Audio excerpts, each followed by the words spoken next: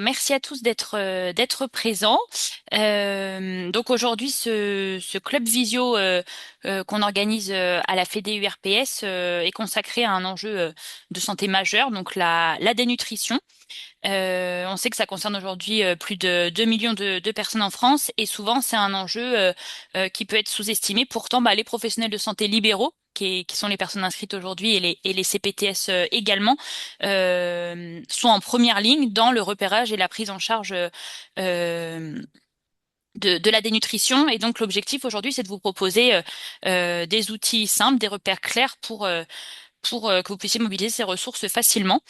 Et donc aujourd'hui, on a le plaisir d'accueillir donc le professeur De Luca qui est là avec nous et puis Arlène Fossani qui sont membres du collectif de lutte contre la dénutrition, voilà, qui vont pouvoir nous exposer un peu les enjeux et les ressources autour de ce thème-là.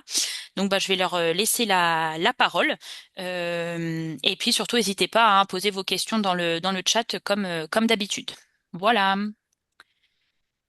Très bien, merci beaucoup, merci pour l'organisation de cette visio de façon à pouvoir diffuser, communiquer autour de la dénutrition et de toutes les actions qu'on peut mettre en place pour favoriser et pouvoir promouvoir cette recherche de cette maladie. Alors, diapo suivante. La dénutrition, on va faire un Pardon, tout petit peu de... j'ai oublié de vous dire, Oui. professeur Delucas, vous pouvez vous présenter peut-être, pardon, j'ai oublié de vous le dire. Ah oui, excusez-moi. Alors, oui, j'aurais dû commencer par là. Donc, moi, je suis professeur de nutrition au CHU de Tours. Je m'occupe de l'unité transversale de nutrition du CHU. Je m'occupe beaucoup de dénutrition, mais aussi d'obésité. Et donc, je suis membre du collectif et référent pour les questions pédiatriques. Et Alan, peut-être que tu peux te présenter aussi, tant qu'on y est. Oui, Alan Fossani, je suis coordinateur de la Semaine nationale de la dénutrition. Je supervise l'ensemble de l'organisation de la semaine de A à Z. Voilà, donc on va entrer dans le vif du sujet en définissant ce qu'est la dénutrition. Alors ça va être assez rapide, mais pour marquer un petit peu les esprits. En fait, la dénutrition, il faut voir ça comme un déséquilibre, c'est-à-dire que les apports ne sont pas en adéquation avec les besoins. Donc en pratique, soit on n'a pas assez d'apports, soit on a trop de besoins, une augmentation des besoins, soit les deux. Ça a pour conséquence des aspects très concrets avec la diminution du tissu adipeux, donc de la graisse au niveau sous la peau, mais aussi au niveau général, mais surtout une diminution de masse et de force musculaire. Et là, pour le coup, on touche à la fonction. Et donc, c'est un aspect très concret parce que les gens sont plus fatigués et ont moins de force tout simplement. On sait aussi que ça augmente les nombres d'hospitalisations, la durée des hospitalisations, et ça augmente aussi les problèmes de décès donc liés à la maladie causale.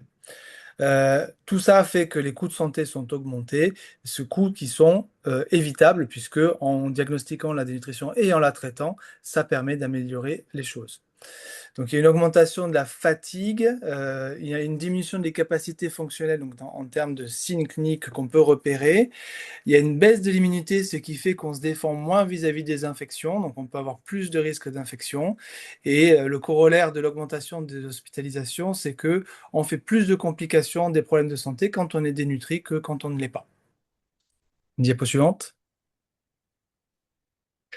La HAS a créé des critères pour l'ensemble de la population, donc de l'enfant à la personne âgée, en 2019 et 2021. Les trois périodes de la vie sont finalement détectées de la même manière, c'est-à-dire en associant un critère dit phénotypique, en lien avec la perte de poids, avec l'indice de masse corporelle, qui est le poids sur la taille au carré, et des paramètres fonctionnels, c'est-à-dire la problématique du muscle, diminution de masse, diminution de force ou de vitesse de marche. Donc les seuils sont de plus 5%, enfin plus de perte de 5% en un mois ou 10% en 6 mois, et 18,5 pour l'indice de masse corporelle, donc chez l'adulte, 22 pour la personne âgée. Ce qui est en bleu, ça correspond à la personne âgée, c'est-à-dire de plus de 70 ans. Et pour les paramètres musculaires, il y a une petite nuance qui fait qu'on associe la perte de masse et la perte de force au lieu d'avoir simplement l'un ou l'autre chez l'adulte. Ça, c'est pour le critère phénotypique. Maintenant, il faut aussi un critère étiologique. Il faut au moins un critère de chaque côté. Et les critères étiologiques, c'est moins manger, c'est avoir une maladie aiguë, chronique, cancer, ou alors avoir un problème d'absorption, donc un problème digestif qui fait que les nutriments n'arrivent pas à atteindre finalement là où ils doivent aller. Diapo suivante. La pédiatrie est construite quasiment pareil. Il y a toujours ce critère phénotypique, mais vous devez savoir que en pédiatrie, ben, la particularité, c'est que les enfants grandissent, donc ils prennent du poids de façon normale. Et le fait de stagner en poids est un critère supplémentaire. Donc perdre 2 couloirs dans la courbe de croissance, c'est un facteur qui fait qu'on a un critère phénotypique. Et les courbes IMC ne sont pas sur un seuil unique à 18,5, mais sur une variation selon l'âge qui varie. Enfin, le seuil varie en fonction de l'âge, avec vers 1 an une corpulence qui est plutôt augmentée, puis après un nadir vers 6-7 ans, ou un IMC à 13 à 14 est normal, puis une réaugmentation. Donc il faut vraiment se fier aux courbes de croissance pour ce critère d'indice de masse corporelle. On a aussi le critère de paramètres musculaires, et puis du côté étiologique, c'est exactement la même chose que pour l'adulte. Donc, la pédiatrie, c'est pas négligeable parce que même si la dénutrition est moins présente que chez l'adulte et la personne âgée, on considère qu'il y a à l'hôpital entre 7 et 20% des patients enfants qui sont dénutris et à la maison 4 à 10%. Donc, il faut savoir y penser aussi, même en ambulatoire. Diapo suivante. Alors, en fait, il y a une entité très particulière qui est la problématique de la dénutrition quand on est en surpoids ou en obésité. Alors, vous devez savoir que la moitié des Français adultes sont en situation de surpoids ou d'obésité, mais ils sont aussi touchés par la dénutrition, chose qui n'est pas forcément facile à appréhender. Mais vous voyez bien que le fait de perdre du poids, de perdre du muscle peut tout à fait s'appliquer à une personne en situation d'obésité. Donc, c'est pas parce que l'indice de masse corporelle reste au-dessus des normes ou normales qu'il n'y a pas de situation de dénutrition. Donc, ça, c'est un point important. Et sur les scanners en bas, vous avez à gauche quelqu'un de normal, donc avec une masse musculaire sur le scanner à gauche en noir et blanc. Ce qui est gris foncé, c'est le muscle, donc vous voyez qu'il y en a pas mal. Alors qu'à droite, sur l'image similaire, on voit que les masses musculaires sont beaucoup plus petites et en plus elles sont infiltrées de blanc. Donc ça veut dire qu'il y a de la graisse ou un autre tissu au milieu. Donc cette perte de masse musculaire est authentifiée comme ça. Et vous avez à côté des images colorées, donc qui sont des images de scanner de coupe sur la troisième vertèbre lombaire. Le muscle est en rouge, la graisse est en jaune. Eh bien, on voit bien que à gauche, la surface de muscle est conséquente. À droite, il y a beaucoup moins de muscles. Et donc ça signe aussi la dénutrition, y compris en situation d'obésité. Diapo suivante. Donc pourquoi on vous parle de ça et pourquoi on a initié cette semaine de lutte contre la dénutrition? C'est parce que ça concerne énormément de gens. Et on a été surpris nous-mêmes par ces chiffres-là, parce qu'on estime en pratique que 2 millions de personnes seraient concernées par la dénutrition. Alors, je dis seraient parce que c'est difficile d'avoir un chiffre précis, mais quand on extrapole à nos chiffres hospitaliers, eh bien on tombe sur ce chiffre-là qui est très très conséquent. Et ça veut dire qu'il faut s'en occuper parce que on a vu au début que les conséquences n'étaient pas négligeables.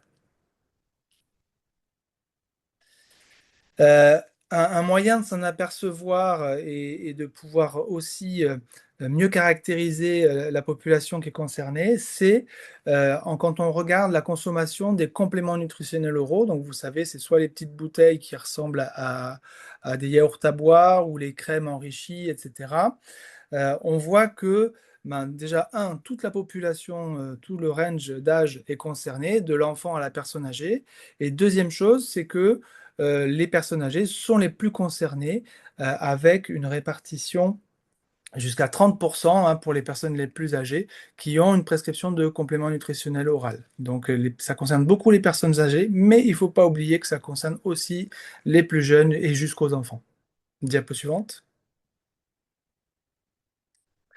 Alors ici, vous avez des chiffres rapportés de l'hôpital où quand on regarde le codage de la dénutrition. Alors peut-être que vous n'êtes pas au fait de ça, mais on code les séjours de façon à avoir des paiements, enfin en tout cas de retrouver un investissement par rapport aux patients qu'on a pu hospitaliser à l'hôpital.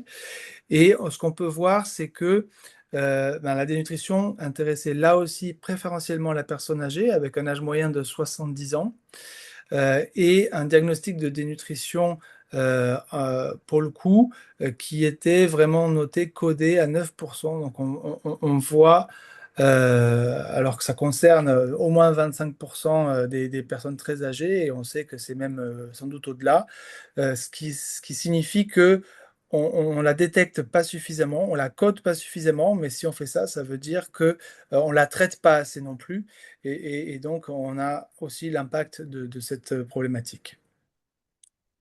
Diapo suivante. Dans une autre étude dans un hôpital parisien à la Pitié-Salpêtrière, sur 345 adultes, dans un service donc médecine chirurgie obstétrique, donc le service de séjour, de court séjour, mais aussi en soins médicaux de réadaptation, donc le long séjour, pour des hospitalisations de plus de 48 heures. Il y a eu un tirage au sort pour savoir si les diagnostics que je vous ai montrés tout à l'heure, les critères diagnostiques étaient remplis et bien tracés. Et en pratique, on a selon les critères de ce service-là, 64% de dénutrition, donc un service qui amène beaucoup, qui est très pourvoyeur de dénutrition. Et pour autant, quand on regarde les codages, donc ceux qui rapportent de l'argent à l'hôpital, eh bien on a seulement 25%, c'est-à-dire qu'on en rate les deux tiers. Et alors que quand on a l'avis du diététicien, qui est un expert en nutrition, là, à ce moment-là, on en rattrape quand même pas mal, voire quasiment tous, d'où l'importance de l'expertise et là aussi d'avoir ce diagnostic de dénutrition pour avoir une prise en charge qui soit la meilleure possible pour ces patients-là. Alors, on dit qu'il faut agir, mais est-ce que ça marche? Et là, vous avez une étude qui touche à la fois les besoins en énergie sur le graphe, les histogrammes du haut, et les besoins en protéines sur l'histogramme du bas. Et chez ces patients-là qui étaient à risque de dénutrition, plus de 2000 patients, des personnes âgées, puisque c'était un âge moyen de 72 ans, on peut voir que en bleu, vous avez les contrôles, en rouge, vous avez les gens qui avaient l'intervention, c'est-à-dire la prescription du complément, et vous voyez qu'on couvre nettement mieux les besoins en énergie et en protéines chez ces patients-là, et que quand on regarde l'effet à un mois, eh bien, on voit qu'on a moins de complications, moins de dépendance, une meilleure qualité de vie et moins de décès dans le groupe qui a pu bénéficier des compléments nutritionnels oraux. Donc ça signe l'efficacité de ce type de prise en charge et là encore, l'importance de traiter la dénutrition. Je passe la main à Alan. Merci beaucoup, professeur De Luca, pour ce tableau très détaillé de ce qu'est la dénutrition. Donc, vous l'avez compris, hein, c'est une maladie qui touche au moins 2 millions de personnes et c'est en partie pour cette raison que le collectif s'est créé. C'est pour faire du bruit autour de cette maladie et puis pour la rendre moins silencieuse. Depuis 2020, hein, le collectif organise la Semaine nationale de la dénutrition, dont je vais vous exposer les modalités de participation si ça vous intéresse de rejoindre la mobilisation de cette année. Et avant de rentrer dans le vif du sujet, je voudrais quand même faire un retour sur l'édition précédente de la Semaine nationale de la dénutrition, qui a été de loin celle où tous les records de participation ont été battus, ce qui montre aussi l'engouement et puis le fait que le sujet essaime de plus en plus et concerne vraiment beaucoup de quotidiens. On a plus de 3200 organisations qui sont enregistrées sur la plateforme officielle d'inscription à la semaine de la dénutrition. Ça représente plus de 3700 projets d'action qui eux-mêmes représentent plus de 20 000 actions directement menées auprès d'au moins 1 million de personnes. Donc, vous voyez, c'est assez massif, hein. Vous avez juste à gauche la carte avec toutes les actions qui apparaissent sous forme de bulles et vous voyez qu'on ne voit plus le fond de carte. On a envoyé pour soutenir ces actions plus de 2500 kits de communication, ce qui correspond à plus d'1,5 million de flyers distribués en France métropolitaine, mais aussi en France ultramarine, où il y a un vrai mouvement de sensibilisation qui se structurent. Je pense par exemple à l'île de la Réunion, où il y a eu plus d'une trentaine d'actions menées, cliniques aussi, hein, où ce sujet commence à être repris avec la création d'un gérontopole. Enfin, vous voyez vraiment, ça prend beaucoup et on espère que ça va continuer sur cette dynamique également cette année. Alors, si vous n'êtes pas encore familier et familière avec la semaine de la dénutrition, je vais vous réexposer brièvement ce que c'est. Pour ceux et celles qui connaissent, je suis désolé, ça sera un petit peu de redite. Mais en fait, c'est une semaine d'action dans toute la France avec les acteurs du médico-social et du sanitaire, bien entendu, mais aussi de nombreux autres secteurs pour lutter contre la nutrition, pour mettre la lumière sur la dénutrition et pour sensibiliser. Historiquement, la semaine, elle a toujours lieu au mois de novembre, sur la deuxième partie du mois de novembre, à moitié. Donc cette année, elle aura lieu du 16 au 22 novembre. Et donc, comme je le disais, vous pouvez y prendre part, vous pouvez la rejoindre, peu importe euh, là, euh, où vous, là où vous êtes, donc en l'occurrence en Centre-Val de Loire. Alors la semaine, elle est soutenue par un grand nombre d'acteurs publics, hein, notamment différentes directions du ministère de la Santé, la DGS, la DGCS, la Caisse nationale de solidarité pour l'autonomie, la Caisse nationale d'assurance vieillesse, la CNAM, la Caisse nationale d'assurance maladie. Et puis la dénutrition, fait partie aussi, enfin, c'est un des axes du dernier PNNS, le Programme national nutrition santé 5. On a vu que la dénutrition est mentionnée plusieurs dizaines de fois. Et donc, on en est ravi aussi parce que c'était pas le cas dans les précédentes éditions. Donc, on voit aussi que ce travail de mobilisation citoyenne qui existe depuis maintenant presque 10 ans paie ses fruits, porte ses fruits, pardon. Et donc, on en est, euh, on en est également très, très heureux. Alors, concrètement, à qui s'adresse la Semaine nationale de la dénutrition 2026 si vous souhaitez y participer? Eh bien, en réalité, à des milliers d'acteurs. On a bien entendu les acteurs du sanitaire et du médico-social qui sont très présents. Donc, ça va être les établissements tels que les EHPAD, les résidences autonomie, les foyers. Tout ça, c'est assez. Tout ça, ce sont des acteurs qui identifient assez bien ce qu'est la dénutrition et qui participent régulièrement à la semaine. Donc, dans les établissements de santé, on retrouve bien entendu les hôpitaux, les cliniques, voilà, hein, qui participent massivement à la semaine. Mais pas que. Il y a aussi des entreprises, je pense par exemple aux entreprises du secteur de la restauration collective notamment, que ça soit Happy Restauration, que ça soit Sodexo, qui ont fait de la dénutrition et du soin nutritionnel un sujet prioritaire de leurs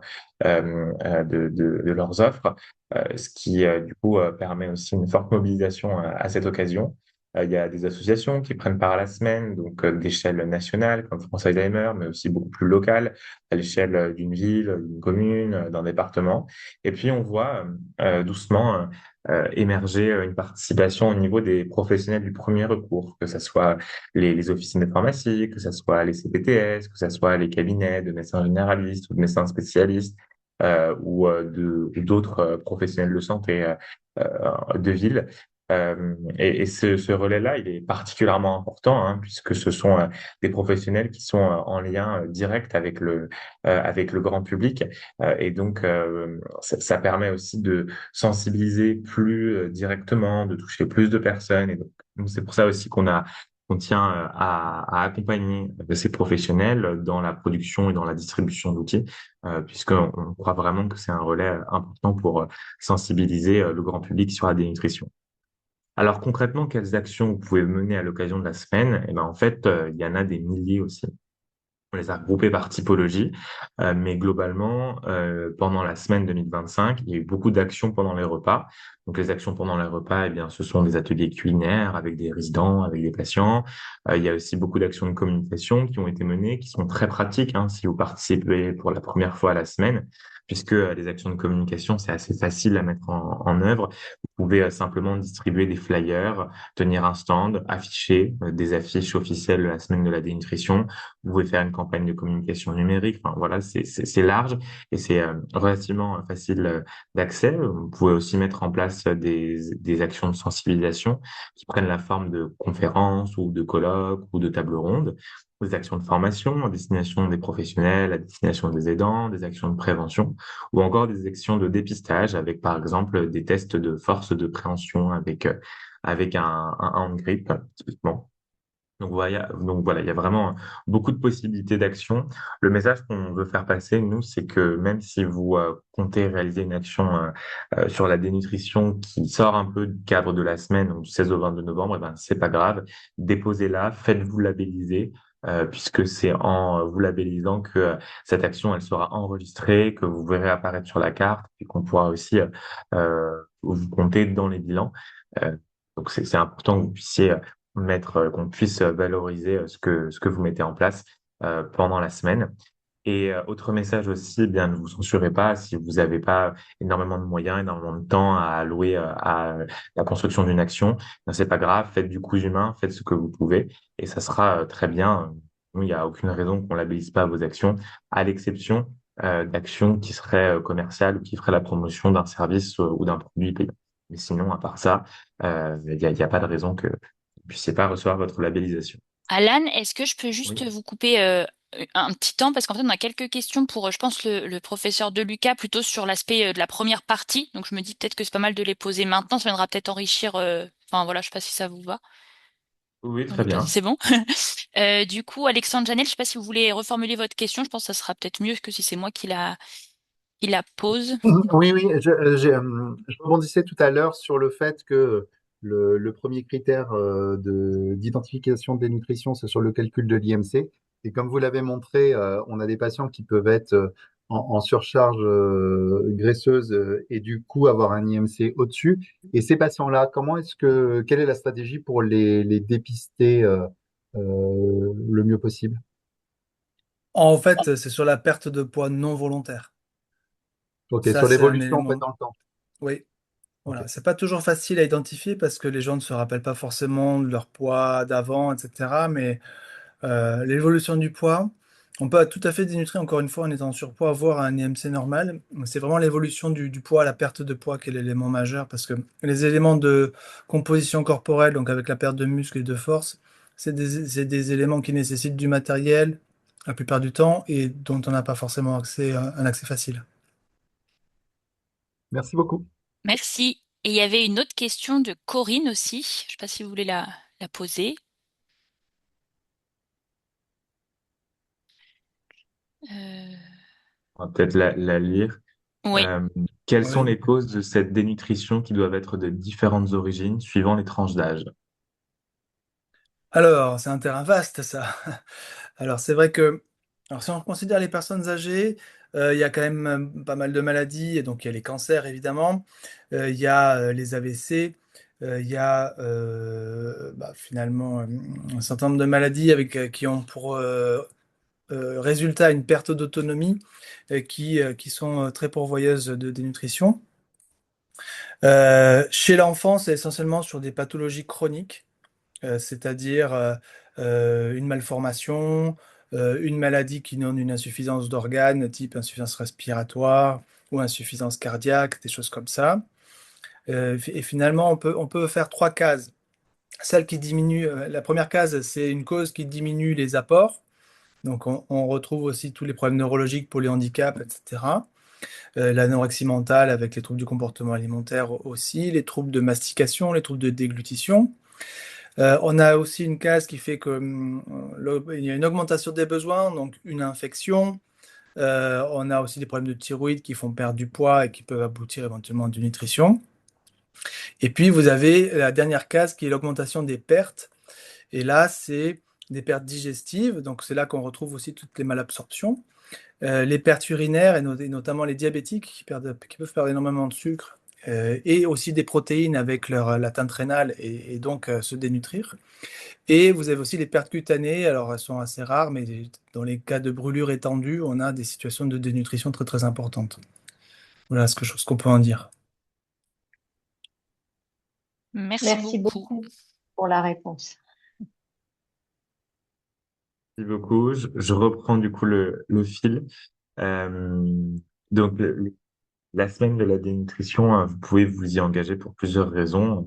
On l'a déjà un petit peu évoqué, mais c'est une maladie qui touche plus de 2 millions de personnes, mais qui est encore insuffisamment diagnostiquée et qui mérite qu'on fasse plus de bruit et qu'on la connaisse davantage pour aussi prendre part à une mobilisation qui concerne des milliers d'acteurs.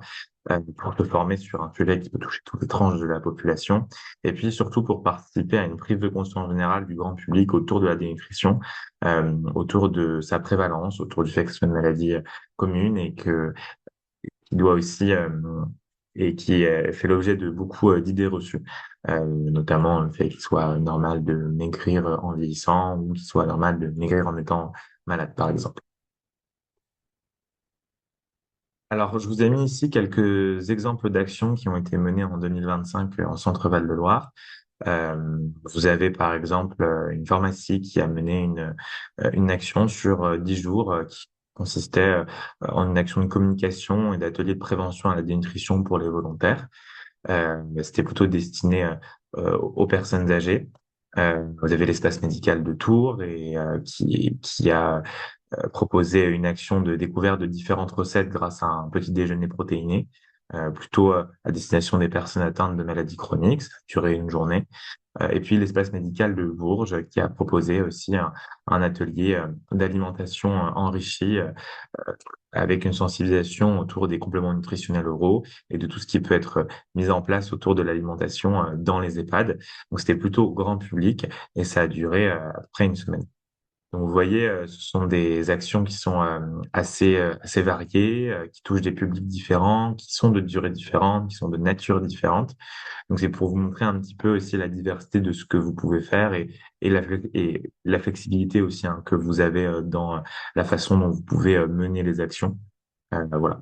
Et après, vous avez, si vous êtes si ça vous intéresse, on pourra également vous transmettre la liste exhaustive de l'ensemble des actions qui ont été menées en Centre-Val de Loire pour que vous puissiez vous en inspirer. Alors, pendant la semaine de la dénutrition, on vous propose, au-delà de la mobilisation citoyenne, plusieurs temps forts. On vous propose, par exemple, un programme de webinaire thématique avec des professionnels chevronnés sur les enjeux abordés. Parce que la dénutrition, en fait, hein, elle est au croisement de plein d'autres sujets, que ça soit les sujets de santé mentale, que ça soit les sujets de fin de vie, les sujets liés aux troubles de la déglutition, les enjeux éthiques de la nutrition, la santé bucco-dentaire, le rôle des aidants, etc., etc. Et donc, l'idée du collectif, c'est de pouvoir proposer un programme qui soit très large, assez dense, ouvert à tous les publics et qui donc fait appel à chaque fois donc à des professionnels, soit du collectif, soit qui font partie du réseau partenarial du collectif. Donc, vous pourrez vous inscrire à ces webinaires dès que leurs dates seront annoncées. Pour ça, il vous suffit simplement de suivre les activités du collectif sur LinkedIn, de vous abonner ou de vous rendre sur son site internet. Et pour vous donner un exemple des webinaires qui ont été donnés la semaine passée, vous voyez, ce sont les cases bleues. On en a eu, si je compte au doigt mouillé, une petite quinzaine. Donc, on a par exemple eu un webinaire sur Alzheimer et la nutrition. On a eu un webinaire avec la CNAF sur les liens entre nutrition et santé mentale. Un lien avec un webinaire sur ICOP et le dépistage de la dénutrition.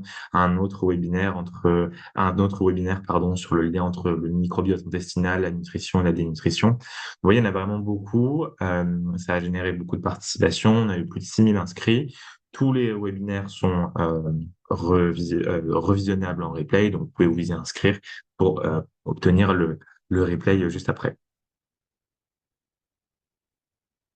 Alors, en plus de ce temps fort-là, de ce webinaire, on vous propose de commander gratuitement des kits de communication pour soutenir les actions que vous souhaiteriez éventuellement mener à l'occasion de la semaine de la dénutrition. Ces kits de communication, en fait, je vais vous les présenter après, hein, mais ce sont principalement des flyers de sensibilisation qui sont très facilement distribuables, qui sont très pédagogiques et sur lesquels vous pouvez vous appuyer d'une part pour faire passer les messages liés à la nutrition, mais aussi pour construire vos actions. Alors concrètement, ces commandes de kits, elles passent par un seul et même endroit qui est la plateforme de labellisation et de commande. Cette plateforme, elle vous permet donc de commander vos kits, mais aussi de vous enregistrer en tant que participant à la semaine de la dénutrition avec votre numéro SIRET, c'est la première étape, de déposer votre action, pas de commande de kit sans dépôt d'action, de recevoir la labellisation et puis de commander vos flyers. Le kit de communication, c'est un kit qu'on vous fera livrer 2 semaines avant le début de la semaine de la nutrition, donc a priori début novembre. Mais pour ça, on a besoin d'un délai de routage et d'impression, ce qui fait que la date de commande des kits de communication, la date limite est fixée au 25 septembre. Donc là, la plateforme, elle est ouverte depuis quasiment un mois. Vous pouvez vous y inscrire, déposer vos actions et commander vos kits à la date jusqu'au 25 septembre. Au-delà de cette date, on pourra plus prendre en charge aucune commande, malheureusement, puisque on a, comme je vous le disais, des impératifs liés à la logistique. Alors, la plateforme, elle vous proposera notamment de commander tout un tas d'outils. Hein. Elle fonctionne un peu selon le principe d'une boutique. Vous avez des outils, une quantité, et vous sélectionnez ce que vous souhaitez. Cette année, il y aura à disposition les flyers thématiques grand public, soignants et aidants, un flyer d'autodépistage parade, un flyer accompagnant la prescription et la délivrance des compléments nutritionnels oraux à destination des médecins et des pharmacies, un carnet de suivi de points en oncologie, une affiche pour la restauration collective, les badges de la Semaine nationale de la dénutrition à destination des professionnels et du grand public, et puis le tout nouveau flyer d'aide au dépistage des troubles des conduites alimentaires. Pour vous inscrire, eh bien, c'est très simple. Si vous n'êtes pas déjà inscrit l'année dernière à la semaine de la dénutrition, vous allez devoir saisir votre numéro SIRET et un certain nombre d'informations, votre adresse mail, votre nom, prénom, votre historique de participation à la semaine. Et puis, ce SIRET que vous pouvez retrouver très simplement en faisant une recherche, sur Google, ça sera vraiment votre identifiant de connexion quand vous retournerez sur la plateforme. Parce qu'une fois que vous êtes inscrit, vous passez à l'espace de dépôt de vos actions et après à l'espace de commande. Mais si vous n'avez pas encore une idée de l'action que vous souhaitez mener ou des commandes de kits que vous souhaitez faire, eh bien, vous pouvez tout à fait revenir après, ultérieurement, sur la plateforme. Et pour labelliser votre action, en fait, c'est assez simple. Vous cliquez sur Nouvelle action, vous en saisissez les détails. Vous recevrez un mail de confirmation une fois que vous l'aurez enregistré. Et puis, une fois qu'elle sera labellisée, vous aurez un mail automatique de confirmation qui vous enverra le logo de la semaine de la dénutrition que vous pourrez utiliser pour imprimer sur vos supports ou tout simplement pour afficher en parallèle de votre action. J'attire votre attention sur le fait que la plateforme ferme beaucoup plus tard pour les actions. Vous avez jusqu'au 20 novembre, quasiment jusqu'au dernier jour de la Semaine nationale de la dénutrition pour déposer vos actions et vous faire labelliser. Et puis bien, pour commander vos kits, une fois que votre action sera enregistrée, vous aurez simplement à cliquer sur Passer aux commandes. Sélectionner les kits et les quantités que vous souhaitez recevoir, bien saisir les informations de livraison pour éviter qu'il y ait des cafouillages au moment où le livreur se saisira de votre colis. Et voilà, ensuite vous cliquez sur finir et vous recevrez un mail de confirmation avec un récapitulatif de votre commande. Et donc je rappelle la date de butoir de commande des kits qui est donc fixée au 25 septembre. Alors, si on repasse un peu plus en détail sur les outils qui sont disponibles à la commande, vous avez donc 3 déclinaisons de flyers thématiques. Le flyer grand public, le flyer soignant et le flyer acteur du domicile.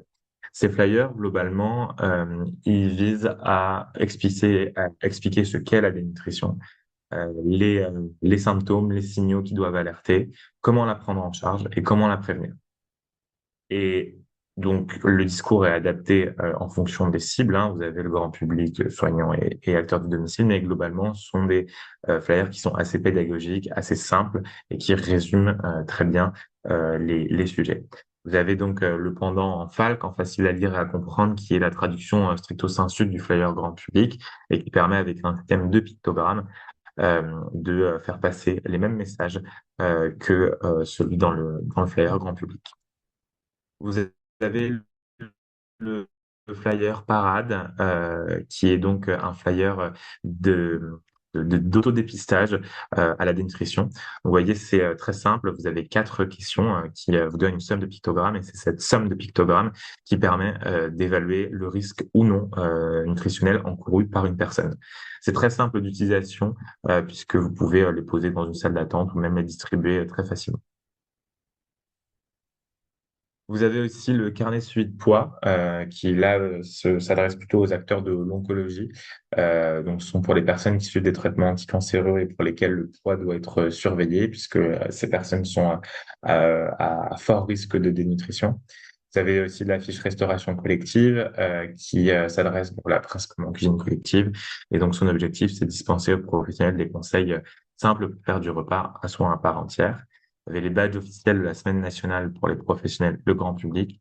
Et puis, un flyer sur la dénutrition et la santé mentale qui s'adresse plutôt aux professionnels et qui vise à donner des repères pour accompagner les troubles pour accompagner le dépistage des troubles des conduites alimentaires, puisque la dénutrition fait partie du spectre des troubles des conduites alimentaires, enfin, maladies associées à ces troubles. On a aussi élaboré l'année dernière des fiches d'aide à la délivrance et à la prescription des compléments nutritionnels oraux. Donc là, l'objectif, c'est de proposer des bonnes pratiques, que ce soit auprès des médecins ou des officines, sur la façon de prescrire et délivrer des CNO, donc en respectant une certaine temporalité, en prenant aussi en compte la vie du patient. Et puis, vous avez une petite fiche pense-bête qui permet de récapituler les apports nutritionnels des principaux compléments nutritionnels oraux, que ce soit des desserts, des boissons, des plats salés, etc., etc. Donc ces fiches-là, elles s'accompagnent aussi d'une fiche de conseils qui se destine aux patients et qui leur permettent de suivre la prise de leurs compléments nutritionnels oraux au fur et à mesure des semaines. Le flyer, donc, hein, sur les troubles des conduites alimentaires, vous- c'est un flyer qui explicite ce que sont les troubles des conduites alimentaires, qui revient aussi sur la question du repérage, puisque les personnes souffrant de troubles des conduites alimentaires consultent beaucoup de spécialistes de santé et qui sont donc tous concernés par le dépistage de ces troubles. Et puis les signes cliniques aussi qui peuvent alerter en cas de troubles des conduites alimentaires et qui peuvent signifier et qui peuvent en fait signifier des maladies. Donc vous avez ici un bonhomme qui récapitule les signes cliniques principaux qui doivent alerter. Donc en plus de ces outils que vous pouvez commander et recevoir en physique gratuitement, on a aussi une gamme d'outils complémentaires que vous pouvez télécharger et retrouver sur le site et la plateforme numérique du collectif. Vous avez donc l'ensemble des guides d'action. Alors l'avantage des guides d'action, c'est qu'ils proposent directement des exemples d'actions à mener pour lutter contre la dénutrition. Ce sont des actions que vous pouvez reproduire à l'occasion de la prochaine semaine de la dénutrition, mais que vous pouvez aussi implanter dans vos pratiques quotidiennes. Donc ces guides d'action, ils se destinent à tous les secteurs et à toutes les populations, aux résidences autonomie, aux hôpitaux, aux EHPAD, aux personnes en situation de handicap, aux proches aidants, au secteur de la restauration collective. Enfin, c'est très très large et ils viennent souvent compléter aussi les flyers. Donc n'hésitez pas à les consulter sur le site du collectif. On a aussi élaboré en 2024 une vidéo en motion design de Paul. Paul, c'est un retraité dénutri et qui, pendant 1 minute ou 45 secondes, je ne sais plus exactement, est mise en scène dans des situations du quotidien. Et est-ce que ça implique d'être dénutri? Donc, on voit Paul en train de se peser, en train d'essayer de manger, on voit Paul en train d'essayer de faire du sport. Cette vidéo, elle a l'avantage d'être très pédagogique, très explicite et de très facilement montrer les signaux qui doivent inciter une personne à se demander si un risque nutritionnel est en cours. Il y a aussi d'autres ressources pour d'éventuels ateliers de sensibilisation et de prévention. On a euh, le, l'ouvrage Le goût de l'âge qui a été réalisé par la fondation de l'Académie de médecine et auquel la présidente du collectif, le professeur Agathe Reynaud-Simon, a participé. Le goût de l'âge, c'est un livre qui met en avant la santé nutritionnelle, la santé bucco-dentaire et le bien vieillir. Donc, il y a tout un tas de conseils et puis de fiches recettes qui vont dans le sens d'une alimentation en santé. Et puis, vous avez aussi le livret gourmand qui est édité chaque année par Les Insatiables, membres du groupe SOS, et qui propose une semaine de menus qui sont adaptés au secteur de la restauration collective et qui sont enrichis naturellement ou artificiellement et qui donnent de très bonnes idées pour d'éventuels ateliers culinaires. Toutes ces ressources, donc celles qui sont disponibles à la commande et puis celles que je vous ai mentionnées auparavant, elles sont disponibles sur l'Académie de la lutte contre la dénutrition. C'est la plateforme de ressources, la seule plateforme de ressources que met à disposition le collectif. Donc pour la retrouver, il faut simplement que vous vous rendiez sur le site du collectif, collectif de lutte contre la dénutrition, puis vous allez dans la rubrique s'informer et vous allez arriver sur cette académie. Et dans cette académie, il y a tout un tas d'outils opérationnels, que ce soit des replays, que ce soit des rapports, que ce soit des podcasts, que ce soit des notes, etc. Il vous suffit simplement de rechercher par mots-clés ou d'utiliser le système de filtre qui existe pour retrouver les ressources qui vous intéressent. Et puis, si vous voulez suivre l'actualité du collectif ou même nous contacter, eh bien, je vous invite à vous rendre sur la page LinkedIn, collectif de lutte contre la dénutrition, ou vous inscrire à notre newsletter. En vous rendant sur s'inscrire également, vous aurez la possibilité de vous inscrire à notre newsletter directement sur le site. Voilà, j'en ai fini avec ma partie.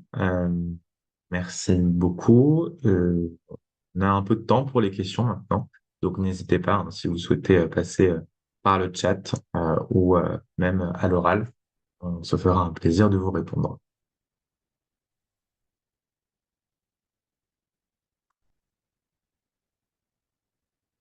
Peut-être, est-ce que certains ou certaines d'entre vous ont déjà entendu parler de la semaine de la dénutrition ou y ont déjà participé? Ou est-ce que c'est tout nouveau pour tout le monde?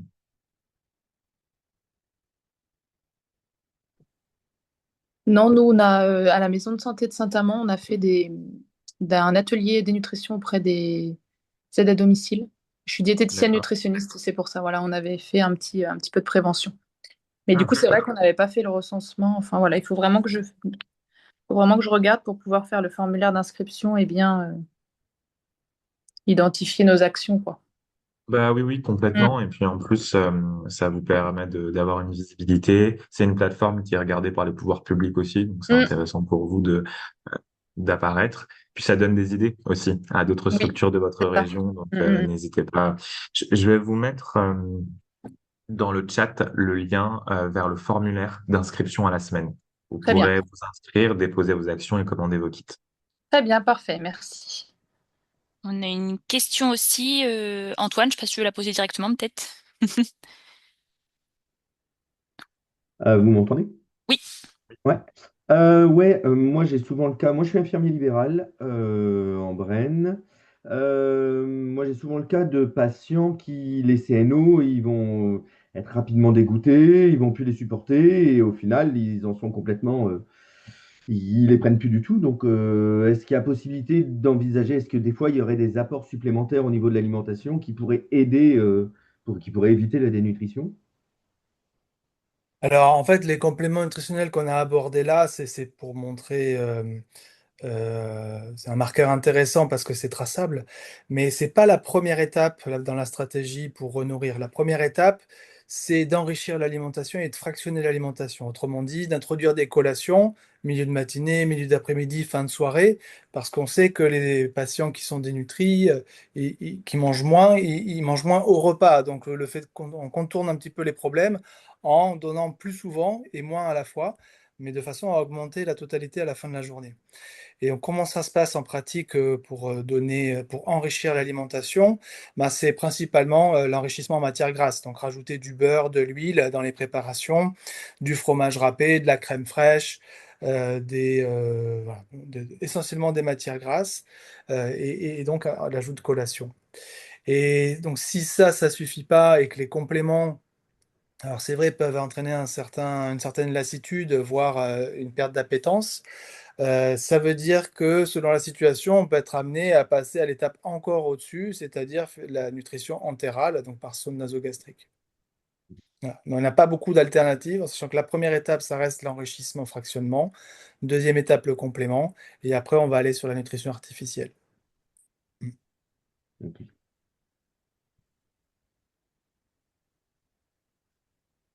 merci beaucoup. Est-ce qu'il y a d'autres questions pour nos intervenants ou d'autres tours?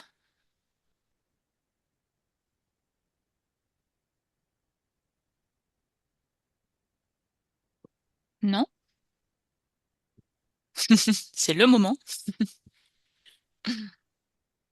En tout cas, on renverra via les URPS et via les CPTS, on renverra le replay de ce webinaire. On remettra aussi les liens vers les ressources qui nous ont été données.